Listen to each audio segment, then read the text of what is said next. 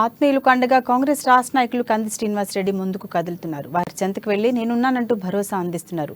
ఇటీవల ప్రమాదంలో గాయపడ్డ బేల మండల బ్లాక్ కాంగ్రెస్ అధ్యక్షుడు సంజయ్ గూండావార్, మాజీ జడ్పీటీసీ రామ్దాస్ నాక్లే, జైనద్ మండల మైనార్టీ సెల్ అధ్యక్షుడు షేక్ అప్సర్ల నివాసాలకు వెళ్లి వారిని పరామర్శించారు. ఆరోగ్య పరిస్థితిపై ఆరా తీశారు.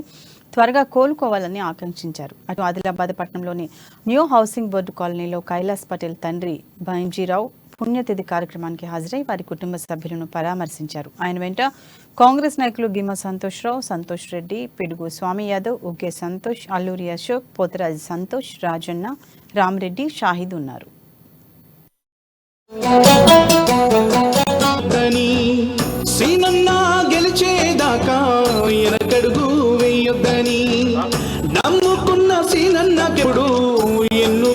పొడవద్దని అడుగడుగు నీతోనే తోడుంటామన్నా కంది సీనన్నా.